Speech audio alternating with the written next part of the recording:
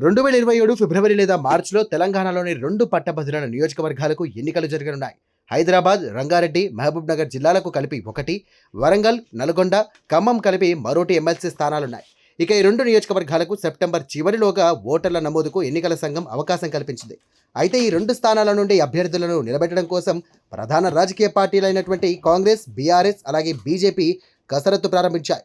విచిత్రంగా ఈసారి ఎమ్మెల్సీ ఎన్నికల్లో పోటీ చేయడానికి సిట్టింగ్ ఎమ్మెల్సీలు, మాజీ ఎమ్మెల్సీలు ఆసక్తి చూపడం లేదు. దీంతో కొత్త వారి వేటను రాజకీయ పార్టీలు ప్రారంభించాయి. ఇక హైదరాబాద్ పట్టభద్రుల నియోజకవర్గం నుండి గత ఎన్నికల్లో మాజీ ప్రధాని పివి నరసింహారావు కూతురు సురభి వాణిదేవి బీఆర్ఎస్ పార్టీ అభ్యర్థిగా పోటీ చేసి గెలిచారు. అయితే ఈసారి తనకు పోటీ చేసే ఉద్దేశం లేదంటూ వాణిదేవి చెబుతున్నారు. ఇక వాణిదేవికి ప్రస్తుతం 74 సంవత్సరాలు. వయోభారం కారణంగానే పోటీకి దూరంగా ఉండాలంటూ నిర్ణయించుకున్నట్టుగా తెలిసింది. ఇక అదీ కాకుండా ఈసారి బీఆర్ఎస్ నుండి గెలవడం అంత సులువు కాదంటూ కూడా వాణిదేవి గ్రహించినట్టుగా చెబుతున్నారు. గత ఎన్నికల సమయంలో బీఆర్ఎస్ అధికారంలో ఉంది. నిధులకు కొదవలేదు. పనిచేసి పెట్టడానికి మంత్రులు, ఎమ్మెల్యేలు, ఎంపీలు ఉండేవారు. ఖర్చంతా పార్టీ పెట్టుకుంది. కానీ ఈసారి పరిస్థితి వేరు. ఖర్చు సొంతంగా పెట్టుకోవాలి. కాంగ్రెస్, బీజేపీ నుండి గట్టి పోటీ ఉంటుంది. ఈ నేపథ్యంలో పోటీ చేయడం కన్నా తప్పుకోవడమే ఉత్తమం అంటూ వాణిదేవి భావిస్తున్నట్టుగా తెలిసింది. ఇక ఇదే స్థానానికి గతంలో పోటీ చేసి గెలిచినటువంటి ప్రస్తుత బీజేపీ రాష్ట్ర అధ్యక్షుడు ఎన్ రామచంద్రరావు కూడా ఈసారి పోటీకి వెనకాడుతున్నారు. వచ్చే అసెంబ్లీ ఎన్నికల్లో పోటీ చేయాలనేదే రామచంద్రరావు ఆలోచన. ఇప్పుడు ఎమ్మెల్సీగా గెలిస్తే ఎమ్మెల్యే టికెట్ ఇస్తారో లేదో అనే అనుమానం ఆయనలో ఉంది. అదే కాకుండా రాష్ట్ర అధ్యక్షుడి హోదాలో ఉండి ఒక ఎమ్మెల్సీ స్థానానికి పోటీ పడ్డం స్థాయికి తగ్గని పని అంటూ రామచంద్రరావు ఆలోచిస్తున్నట్టుగా చెబుతున్నారు. ఇక మరో మాజీ ఎమ్మెల్సీ ప్రొఫెసర్ నాగేశ్వర్, ఆయన కూడా ఈసారి పోటీ చేయడం లేదంటూ తెలుస్తోంది. గతంలో 2 సార్లు హైదరాబాద్ స్థానం నుండి ఘన విజయం సాధించిన ప్రొఫెసర్ నాగేశ్వర్ గత ఎన్నికల్లో 3వ స్థానానికి పడిపోయారు. ఎన్నికల్లో ధన ప్రవాహం, రాజకీయ పార్టీల ప్రభావం ఎక్కువగా ఉండడంతో నాగేశ్వర్ వెనకడుగు వేస్తున్నట్టుగా తెలుస్తోంది.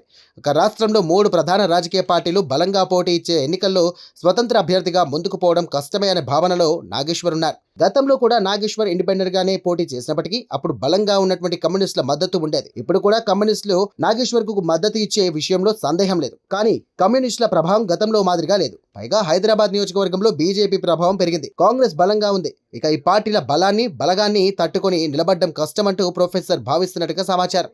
ఇక వరంగల్, నల్గొండ, ఖమ్మం పట్టభద్రుల నియోజకవర్గం నుండి ప్రస్తుత ఎమ్మెల్సీ తీన్మార్ మల్లన్న మరోసారి పోటీ చేయడం కష్టంగానే కనిపిస్తోంది. తెలంగాణ రాజ్యాధికార పార్టీ పేరుతో తీన్మార్ మల్లన్న రాజకీయ పార్టీని స్థాపించారు.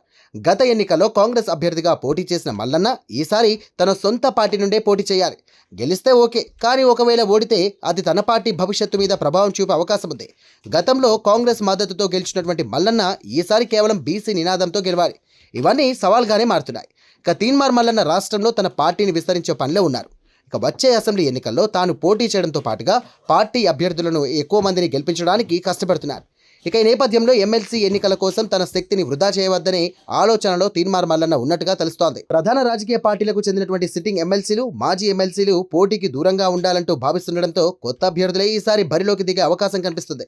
ఇక సురభి వాణిదేవి ఖాళీ చేసే హైదరాబాద్ స్థానం నుండి ఈసారి బీసీని బరిలోకి దింపాలంటూ బీఆర్ఎస్ అధిష్టానం ఆలోచిస్తుంది.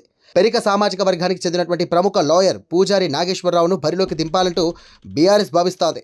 ముదిరాజ్ సామాజిక వర్గానికి చెందినటువంటి ఐఆర్ఎస్ అధికారి ఉదయనాథ్ పేరు కూడా పరిశీలనలో ఉంది. వీరిద్దరితో పార్టీ వర్కింగ్ ప్రెసిడెంట్ కేటీఆర్ ఇప్పటికే చర్చలు కూడా జరిపారు. రామచంద్రరావు పోటీకి దూరంగా ఉండాలని నిర్ణయించుకోవడంతో బీజేపీ కూడా కొత్త అభ్యర్థిని రంగంలోకి దింపే ఛాన్స్ ఉన్నట్టుగా తెలుస్తోంది. మాజీ ప్రధాని పివి నరసింహారావు కుటుంబానికి చెందిన వారిని బీజేపీ రంగంలోకి దింపే అవకాశాలు ఎక్కువగా కనిపిస్తున్నాయి. కాంగ్రెస్ నుండి వంశీచంద్ రెడ్డి అలాగే సామ రామ్మోహన్ రెడ్డి పేర్లు పరిశీలనలో ఉన్నాయి. ఇక నల్గొండ స్థానంలో తీన్మార్ మల్లన్న బరిలోకి దిగడం అనుమానంగానే ఉంది. అయితే బీసీ నినాదంతో తెలంగాణ రాజ్యాధికార పార్టీ నుండి మాజీ ఎమ్మెల్సీ పూల రవీందర్తో పాటుగా మరికొందరు పేర్లను కూడా పరిశీలిస్తున్నారు. కాంగ్రెస్ పార్టీకి సిట్టింగ్ స్థానమైనటువంటి ఈ స్థానంలో పోటీకి చాలా మంది పోటీ పడుతున్నారు. ఇక బీఆర్ఎస్ నుండి మళ్ళీ రాకేష్ రెడ్డికి అవకాశం దక్కే ఛాన్స్ ఉంది. వికలాంగుల సంస్థ మాజీ చైర్మన్ వాసుదేవారెడ్డి పేరును కూడా బీఆర్ఎస్ పార్టీ అధిష్టానం పరిశీలిస్తుంది. రాజకీయ పార్టీతో పాటుగా ఈసారి ఉపాధ్యాయ సంఘమైనటువంటి పీఆర్టీయూ కూడా పట్టభద్రుల నియోజకవర్గంలో అభ్యర్థిని పెట్టాలంటూ యోచిస్తోంది. ఉపాధ్యాయులంటే ఓటర్లే కాబట్టి తమకు విజయ అవకాశాలుంటాయంటూ పీఆర్టీయూ భావిస్తుంది. ఇక 2 నియోజకవర్గాల నుండి పీఆర్టీయూ నుండి అభ్యర్థులను ఖరారు చేసే బాధ్యతను ఎమ్మెల్సీ శ్రీపాల్ రెడ్డి చూస్తున్నారు.